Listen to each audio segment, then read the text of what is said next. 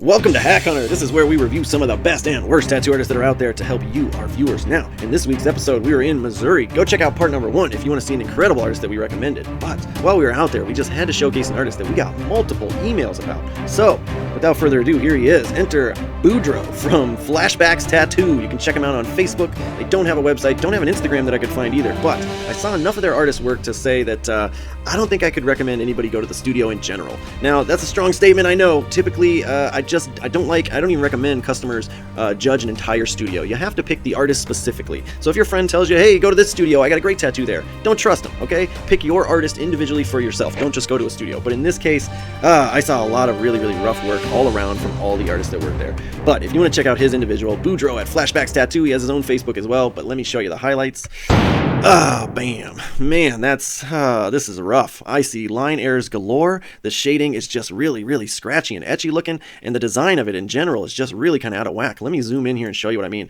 Missing lines in places. The wings just don't connect in some places. Some lines are way shallower than others, and you get bold lines in areas, and then really thin, scraggly lines in others. You can tell he really was not confident doing the faces, because you zoom out here, and it looks like the Archangel is like falling asleep while he's attacking this demon, and the demon just looks blown out. He really should have got in there with a much thinner line weight, but this is something I saw throughout his whole portfolio. He really didn't switch line weights at all. He would choose one liner for the whole tattoo, and that's a mistake, if you ask me. I think nowadays, with the equipment as modernized as it is, you should be grabbing more needle sets to really maximize the cleanliness of the piece. And also, when I zoom in here, look at this blowout. This is not shading on these fingers. This is where he went so deep that the ink blurred under the skin, right? And if you go too deep to the bottom layer of skin there and you break through it, the ink can then spread, okay? It's called blowout or bleed out, and I saw it throughout his portfolio in a lot of different places. There's another piece of it right here where it's all really blown out, and this is the kind of thing where you think, like, from a distance you don't notice it, but believe me, when you're wearing the tattoo, you're going to notice it. Look at that weird mitt on that guy. This was one of the more recent pieces I saw, and man, when I don't even know where to start. When I look at a tattoo, I can usually kind of break it apart. I've been tattooing a long time, so I can see this and see what they were going for, what they could have done better, whatever, yada yada. But in this case, I'm not even sure how he was attempting to tattoo this. This just looks really strange to me. And again, I gotta say, I think it's just poor planning or no planning at all on his part. Man, you got to zoom out real far to be able to see that that's a clean giraffe. But man, when you zoom in, what is up with that mouth and nose? Just real jank looking. Oh, very disappointing.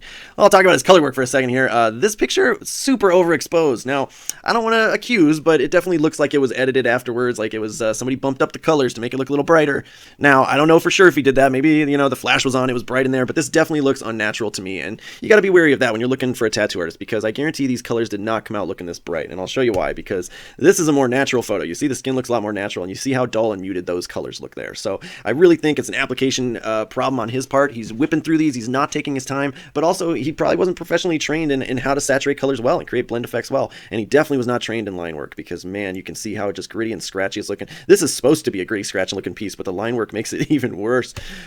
Here's one that really showcases. Let me zoom in here. Look at that. Look at how scraggly that looks. And that's because he's going over it multiple times. Now, artists over the course of their career are always striving to perfect the single pass line. We always want one perfect line from start to finish, and you got to be at the right angle, you got to be at the right depth, you got to have the ink flowing evenly, and it's really difficult to do. And I encourage anybody that's not a tattoo artist, give that a shot. Print something out and try to trace it with a Sharpie, and just do one single pass line on every one. It's a difficult thing to do, but when artists have been at it for many years, I expect it to be done a little bit better than this for sure. And I gotta give him some benefit of the doubt, though. Maybe the client asked for this weird ass designed rose, but I gotta say, it's so strange looking, and a lot of his were like this one. I'm pretty sure there's a line missing there. I don't know, and another one missing right there. This is an odd type of shading. Again, I think he was trying to shade with a liner, and it just really comes out streaky and strange looking.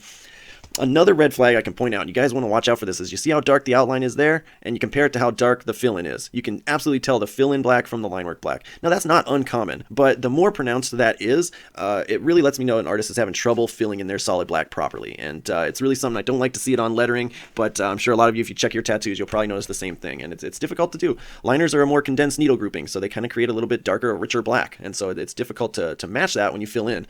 And this one, you could tell used his outliner, the thick, bold outliner through the whole thing, and it makes the fingers look really clumpy and lumpy, really strange. But also that lettering would look a lot crisper and cleaner if he chose to take the time to switch to a thinner needle set, a lighter line weight, where they would just come out a lot smoother. But I think it's either laziness on his part, or he's trying to save money, whatever it is, it doesn't come out looking good. But I see he has other line weights. This is that same person, that same client. You can see that's that old tattoo, and that's on that part of the arm, and that's on this part of the arm. And for some reason, he didn't use that bold line weight on this one. So really kind of strange that he chose to not make it consistent or not make it have the same style style of tattooing throughout. Again, just design flaws galore.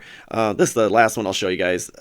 Cars are a nightmare. Trust me, I had to do one recently myself. They're really difficult. You have to be on point with your line work. You need really, really smooth line work, and you have to plan out where the light is going to reflect off the metal of the car. And he really didn't do any of that planning here. So this just turns out as a large kind of dark area mass that from 2 or 3 feet away, it probably just looks like a fish or something. You'll have no idea what it is. I zoom in though, you can really see the poor quality of line work there. So I think it's pretty obvious. The design work was really, really rough. The application technique is not there. And after so many years, I don't think it's going to get there. So Boudreaux Flashbacks, that's up on our hack list. That's it for this week's episode though, guys. Until next time, love your skin. Don't forget to zoom in.